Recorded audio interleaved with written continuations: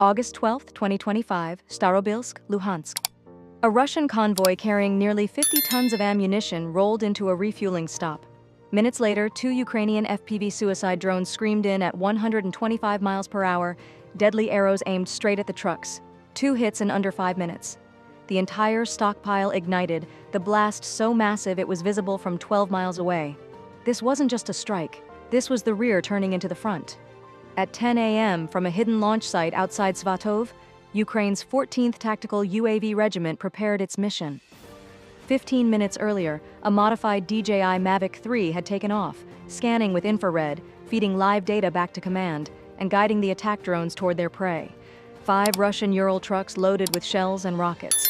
Enough firepower to threaten Ukrainian supply lines, crossings, and field hospitals. But Ukraine had been watching. For days, scouts tracked the convoy's refueling patterns and movements, waiting for the moment it would stop. This location was outside Russia's air defense shield. No radar, no missiles, no electronic warfare teams. From 9 miles out, the scout drone's feed showed 5 glowing engines bunched together, a perfect cluster target. The signal went through. The FPVs launched. Flying low at 40 feet, cruising at 80 miles per hour, they slipped under radar. At 2 miles, cameras locked on. 5 trucks parked in line, soldiers milling about, no defenses in sight. Seconds later, the strike. A chain reaction fireball ripped through the convoy, erasing tons of ammunition in an instant. Just as Ukrainian intelligence predicted, the Russian convoy treated the stop as routine, unguarded, exposed. Each Ukrainian drone carried a PG-7 VL-shaped charge warhead, about 6 pounds, packed with high-grade explosive, and an 85 mm copper liner. Designed to punch through 20 inches of tank armor, it was massive overkill against unarmored trucks, like smashing an eggshell with a sledgehammer. The goal wasn't to destroy one vehicle at a time, but to hit the weak points and trigger a chain reaction. The plan: strike truck 3 in the middle to ignite the blast, then truck 5 at the rear to trap the rest. At 10:30 a.m., less than 2,000 feet from the target, the drones switched to optical guidance. Altitude dropped to just 16 feet, skimming low, locked on. UAV 1 aimed at truck 3, the perfect kill point.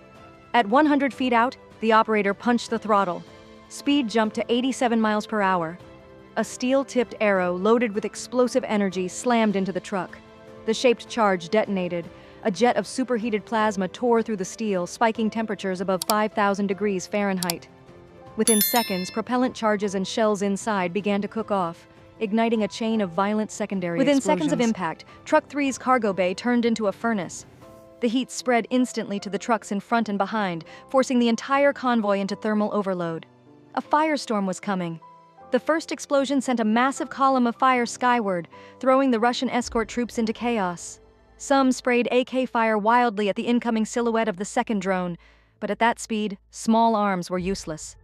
Others tried to maneuver the convoy, but the spacing was too tight. Truck 3 was now a wall of fire. There was no way out. Then UAV 2 made its move. Looping wide for a flanking run, it dove toward Truck 5 at the rear. The strike was surgical. Hit the tail, lock both ends, trap everything inside the kill zone. At 75 miles per hour, it slammed into the cargo bay.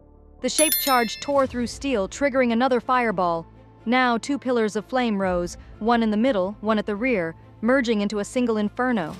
At 10:40 a.m., Truck 3 fully detonated.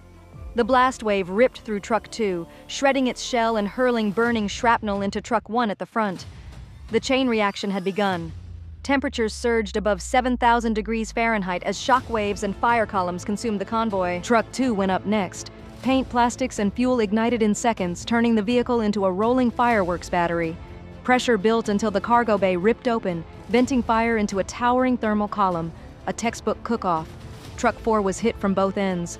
Flames from Truck 3 in front, fire from Truck 5 behind. The heat overwhelmed it, setting off a third massive blast. Shards of steel and artillery shells were thrown hundreds of feet, damaging nearby infrastructure. In less than 2 minutes, Starobilsk had become an inferno. Fire pillars rose into the sky, black smoke visible for miles. Secondary explosions ripped through as rockets and shells cooked off. Truck 1, still intact moments before, was torn apart by shockwaves and shrapnel. Soon, all 5 trucks were nothing but twisted wreckage.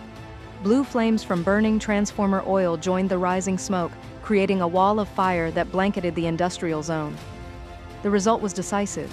2 drones, 2 strikes, and 40-50 tons of Russian ammunition erased in under 3 minutes. Casualties were estimated at 20 to 25 personnel. The blast cratered the roadway, destroyed infrastructure, and left unexploded shells scattered across the zone. Russia sealed off Route P-66 as emergency teams, EOD units, and medics rushed in. But the damage went far beyond the blast site.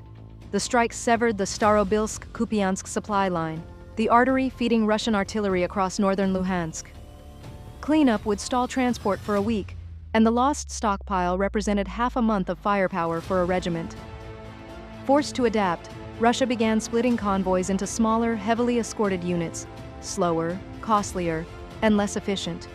The attack proved there are no safe zones. Even Starobilsk, once seen as untouchable, was struck with precision. For Ukraine, this was attrition warfare in action. Low-cost drones against high-value supply hubs. For Russia, it was a warning.